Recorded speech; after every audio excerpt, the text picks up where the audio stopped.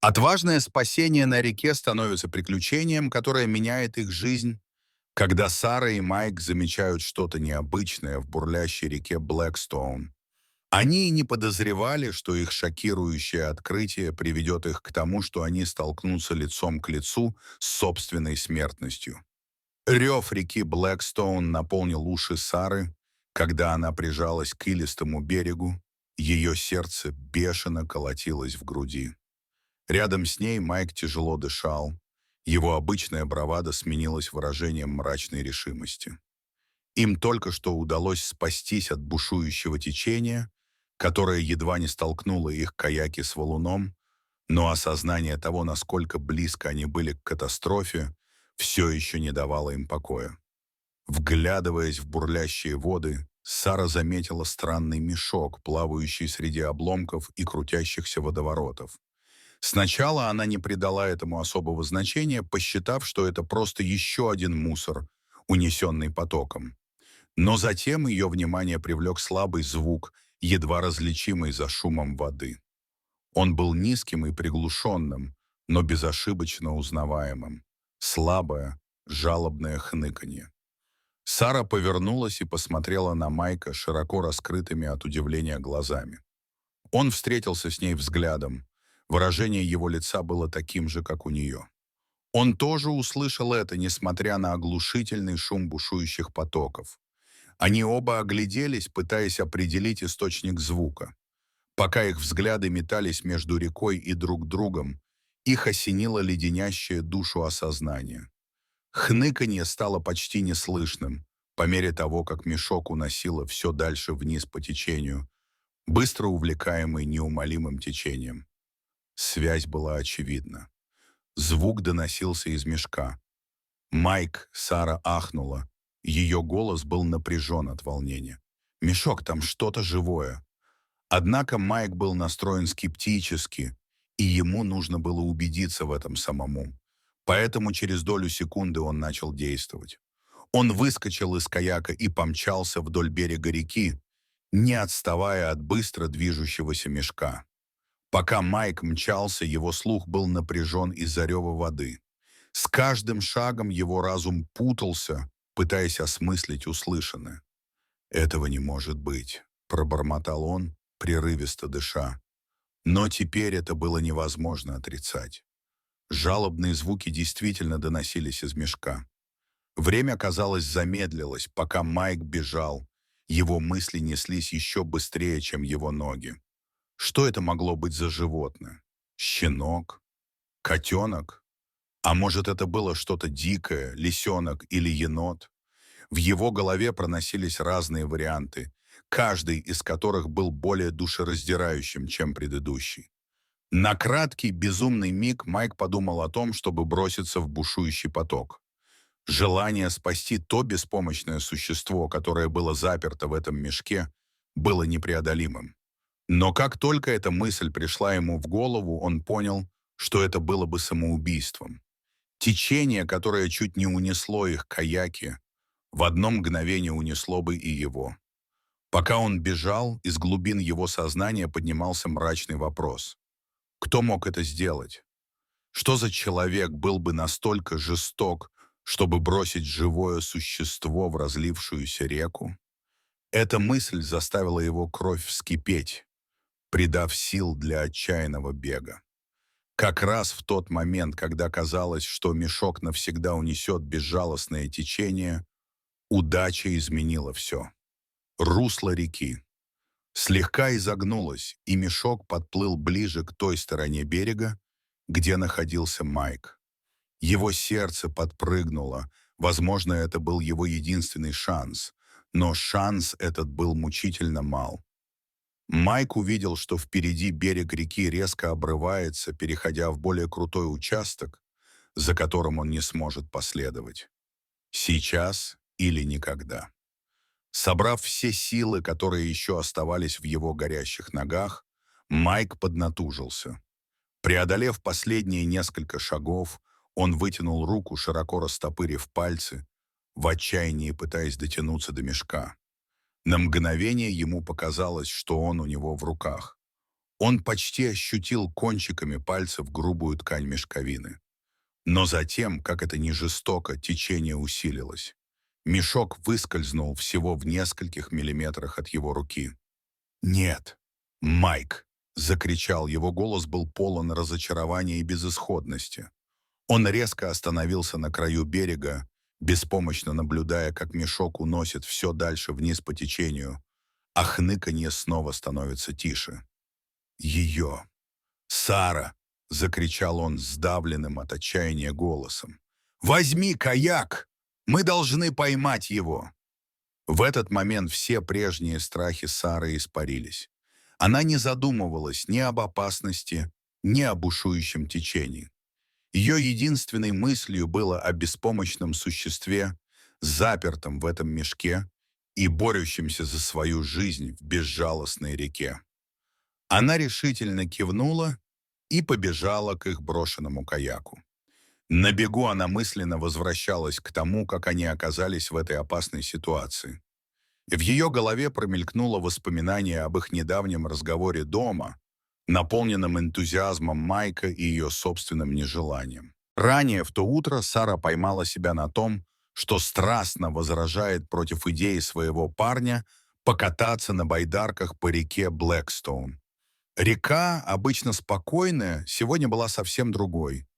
Проливные дожди, прошедшие накануне утром, превратили ее в бурлящий поток, берега которого были переполнены грязной, замусоренной водой. По крайней мере, так сообщили некоторые местные жители в вечерних новостях. «Майк, я не думаю, что это хорошая идея», — сказала Сара, живо вспомнив то, что она слышала в новостях. «Течение будет слишком сильным, и мы не сможем управлять каяком». Глаза Майка блестели от возбуждения. «Ну же, Сара, где твоя тяга к приключениям? Это именно то испытание, к которому нас готовили в колледже. Только не говори мне, что ты уже подзабыла, не так ли?» В течение получаса он уговаривал, взывая к авантюрной натуре Сары. Вопреки здравому смыслу, она в конце концов уступила, поддавшись энтузиазму Майка и обещанию незабываемых впечатлений. Сара, студентка медицинского факультета с типично осторожным характером, всегда любила плавать на каяках, чтобы отвлечься от напряженного рабочего графика. Но это было далеко за пределами ее зоны комфорта. Рев воды, казалось, заглушал ее обычный голос разума. Майк, бывший байдарочник из колледжа, который любил выходить за рамки дозволенного, нарисовал яркую картину того, как они будут преодолевать бурлящую реку. Именно это качество привлекло к нему Сару, когда они впервые встретились на собрании клуба каякинга в прошлом году. «Хорошо», — наконец уступила она со смесью волнения и трепета в голосе. «Но мы будем держаться вместе, хорошо? И при первых признаках настоящей беды мы направляемся к берегу». Лицо Майка расплылось в широкой улыбке, когда он дал Саре 5. «Это моя девочка. Поверь мне, это будет потрясающе». Когда они подошли к реке, выражения их лиц сильно изменились.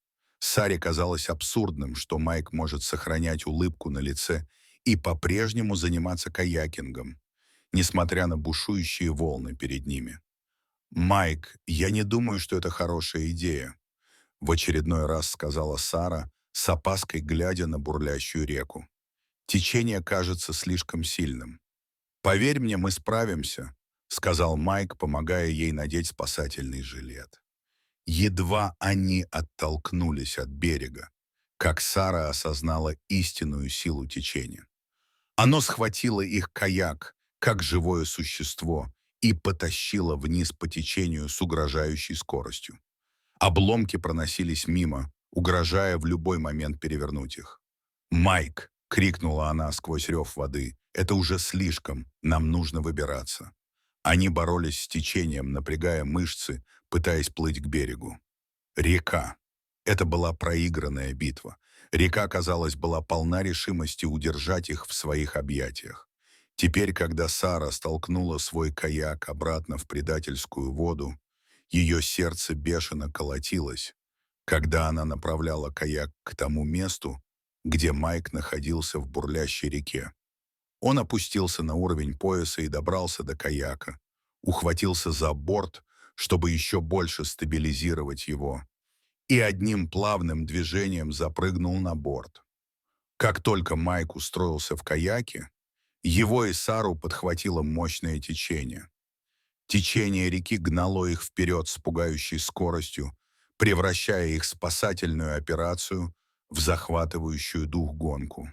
Со временем их весла рассекали воду не для того, чтобы набрать скорость, а чтобы проложить опасный путь впереди.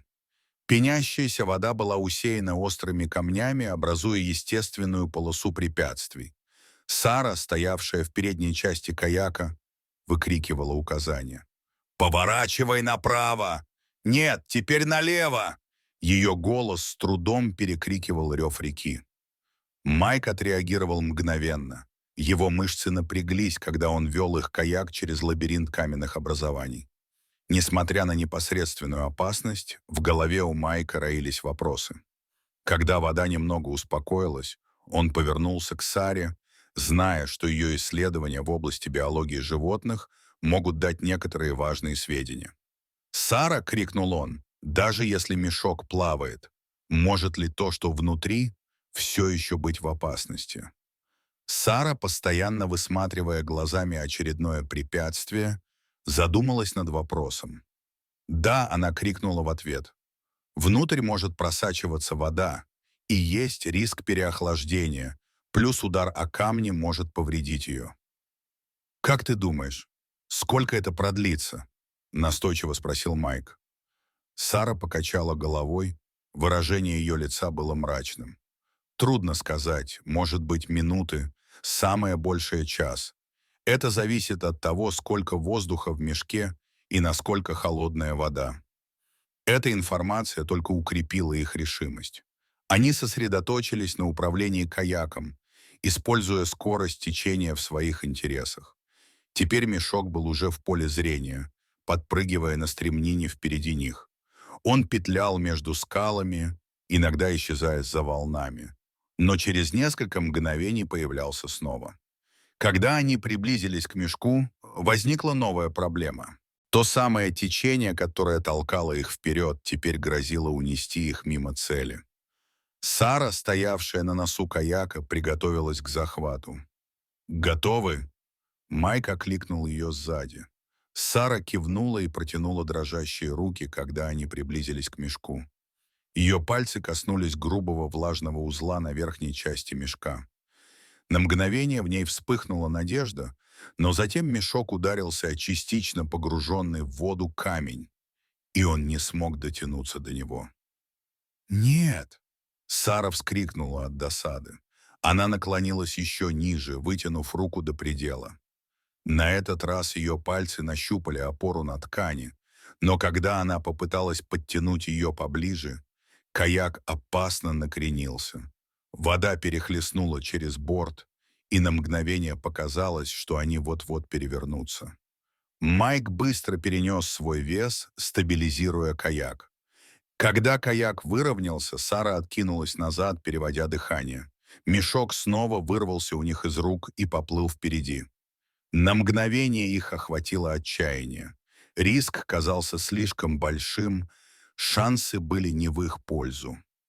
Но затем Майк взглянул на Сару и увидел нечто, что придало ему решимости. Несмотря на страх, читавшийся в ее широко раскрытых глазах и дрожащих губах, она уже приняла другое положение, готовая к новой попытке. Момент. Ее непоколебимый дух что-то зажег в Майке. Он почувствовал, как его наполняет новая энергия. «Мы можем это сделать», — сказал он твердым и решительным голосом. Сара кивнула, выражая молчаливое согласие. Пока они продолжали преследование, в голове Майка проносились разные варианты. Внезапно его осенила идея. «Сара, Питтволшфанампам, усамьетящимся Сара», — позвал он. «Что, если мы попробуем подплыть к мешку, вместо того, чтобы гнаться за ним напрямую? Мы могли бы использовать течение, чтобы собраться вместе. Там». Сара на мгновение задумалась, затем с энтузиазмом кивнула. «Попробовать стоит». Они изменили курс, стремясь двигаться параллельно течению мешка, но у непредсказуемой реки были другие планы. Каждый раз, когда им удавалось приблизиться, внезапный водоворот или выступающий камень заставляли их отклоняться в сторону, и мешок оказывался вне пределов их досягаемости. Разочарование Майка росло с каждой неудачной попыткой. Он сжимал челюсти, борясь с желанием сдаться. Сара, остро ощущая растущее разочарование Майка, ломала голову в поисках решения. Когда они снова приблизились к мешку, ее внезапно осенила идея. «Майк!» — крикнула она, несмотря на усталость, ее охватило возбуждение. «У меня есть идея». Не дожидаясь ответа, Сара осторожно вытянула весло в сторону каяка, направляя его к мешку. Потеря равновесия была рискованной, и Саре пришлось сосредоточить всю свою энергию на том, чтобы удержаться в вертикальном положении. Быстро поняв план Сары, Майк начал грести стратегически. Он маневрировал каяком, используя тонкие грибки, чтобы удержать его на плаву, одновременно приближаясь к мешку. Дюйм за дюймом они сокращали разрыв. Руки Сары дрожали от усилий удержать лопатку ровно. Теперь мешок был так близко, что она могла разглядеть отдельные волокна мешковины. Сделав последний рывок, она рванулась вперед, ее пальцы сомкнулись на узле на верхней части мешка. «Я справилась!» — воскликнула она с торжеством и облегчением. В голосе. Майк издал радостный возглас и быстро бросился помогать Саре закрепить их драгоценный груз. Когда они затаскивали промокший мешок в каяк, то почувствовали, что внутри что-то шевелится. Кто бы там ни был, он был еще жив. Измученные, но радостные Сара и Майк обменялись взглядами, полными удовлетворения. Они сделали невозможное, но вскоре поняли, что оказались далеко от дома. Когда они перевели дух, Сара огляделась по сторонам, оценивая обстановку. «Вещи. Мы проделали немалый путь», — выдохнула она, все еще не оправившись от пережитого испытания. Они прошли почти 2 мили вниз по течению от начальной точки. Быстрое течение вынесло их на окраину Ривердейла, небольшого городка, через который протекала река. «Но посмотрите, там есть люди. Может быть, они смогут помочь», — добавила она. Майк кивнул, проследив за взглядом Сары, где пара каякеров готовились спустить на воду свои лодки, явно взволнованные захватывающими течениями.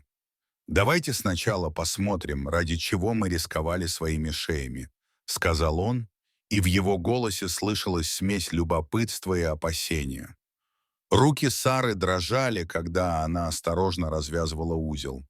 Когда она расправила последнюю складку, они оба испытали сильнейшее потрясение в своей жизни.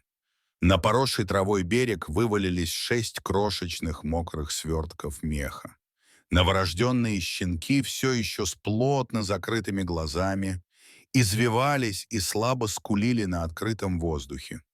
Их шерстка была слипшейся и холодной. Их маленькие тельца безудержно дрожали. Несмотря на то, что они были измотаны речным испытанием, Сара и Майк нашли новый источник энергии. Осторожно завернув щенков в куртку Майка, они поспешили к другим каякерам. «Извините», — взволнованно позвала Сара. «Нам нужна помощь. Мы нашли этих щенков в реке, и им нужна немедленная медицинская помощь». Каякеры, пара средних лет по имени Том и Лиза, быстро отреагировали. «Боже мой!» — ахнула Лиза, увидев крошечные свертки. «Что мы можем сделать? У вас есть машина поблизости?» — спросил Майк. «Нам нужно как можно скорее добраться до ветеринарной больницы». Том энергично закивал. «Наш внедорожник стоит неподалеку. Мы можем отвезти вас, куда вам нужно». Пока они спешили к машине Тома и Лизы, Сара прижимала к себе импровизированный сверток со щенками. Майк быстро объяснил, как они спаслись на реке. Том вел машину как можно быстрее и безопаснее, пока Лиза искала по телефону ближайшую больницу для животных. «Это примерно в 15 минутах езды», — объявила она. Я позвоню заранее, чтобы предупредить их о нашем приезде. Персонал больницы для животных в Ривердейле начал действовать, как только подъехал внедорожник Тома. «Приведите их скорее», — сказала доктор Елена. Мартинес, ведущий ветеринар, направляя группу в смотровую комнату. Сара и Майк осторожно положили сверток на смотровой стол, развернули куртку Майка и увидели 6 крошечных щенков. Лиза ахнула от этого зрелища, ее глаза наполнились слезами. Доктор Мартинес и ее команда работали быстро, проверяя показатели жизнедеятельности и приступая к процедурам неотложной помощи.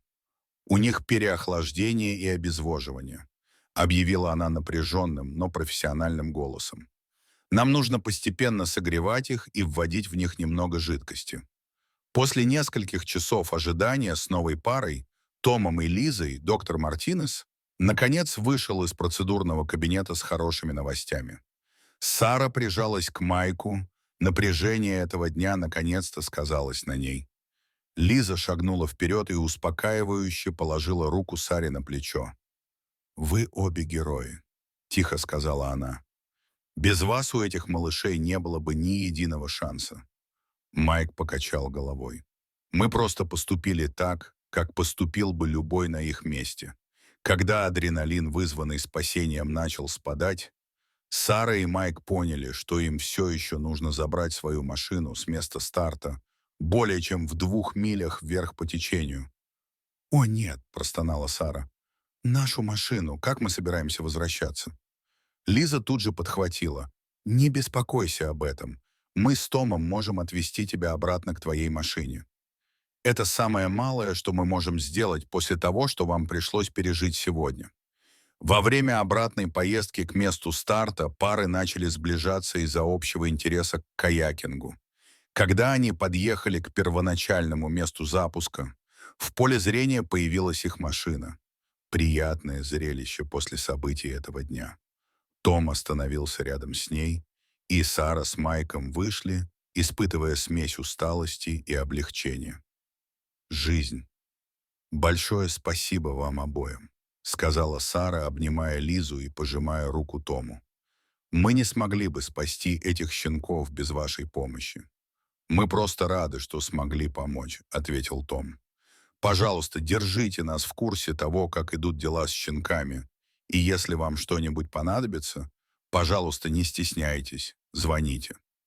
Они сели в машину, оба погруженные в размышления о событиях прошедшего дня и о том, что ждет в будущем. 6 крошечных жизней, которые они спасли из реки. На следующий день.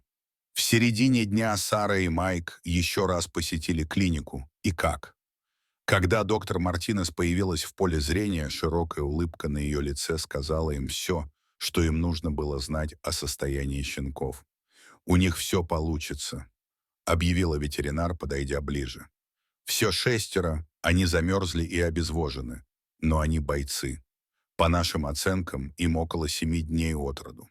Сара и Майк обнялись, в очередной раз испытывая гордость за свой героический поступок. Тем временем на стойке регистрации администратор внимательно изучила заполненную парой анкету о принятых щенках и нашла ее весьма интересной. После долгих уговоров она убедила их поделиться историей о том, как их пути пересеклись с этими очаровательными щенками. Впечатленная трогательной и вдохновляющей историей, она решила опубликовать видео в интернете, что, само того не ведая, привело пару к мгновенной славе. В последующие дни история щенков-спасателей из Ривер завоевала сердца по всему региону. Предложения усыновить их посыпались со всех сторон, особенно из небольшого офиса по контролю за животными в Аксбридже. Сара и Майк навещали щенков так часто, как только могли, с радостью наблюдая, как крошечные создания становятся сильнее. Каждый день приносил новые свершения. Открывающиеся глаза, первые неуверенные шаги, игривое повизгивание и лай. Тщательно обдумав свой выбор, супружеские пары пришли к выводу, что усыновление щенков не отвечало бы их интересам, и вместо этого хотели, чтобы они росли в условиях, которые могли бы обеспечить их будущее. В результате они обратились в управление по борьбе с животными Аксбриджа, которое согласилось взять на себя заботу о щенках, как только их состояние стабилизируется. Почесывая за ушком самого маленького щенка, которого теперь ласково называют Ривер, Сара удивлялась цепочке событий, которые привели к этому моменту. Простая прогулка на каяке превратилась в приключение, изменившее ее жизнь, напомнив ей и всем, кто в ней участвовал, о том, какое огромное влияние может оказать один смелый поступок. История щенков была далека от завершения. По мере того, как они с каждым днем становились сильнее, их будущее казалось светлым, наполненным любящими семьями и обещаниями счастливой, здоровой жизни. А для Сары и Майка воспоминание о том судьбоносном дне на реке навсегда останется напоминанием о том, каких невероятных перемен могут добиться обычные люди, если они решат действовать с состраданием и отвагой. Какая захватывающая поездка! Что бы вы сделали, столкнувшись с такой сложной ситуацией? Поделитесь своими мыслями в комментариях ниже.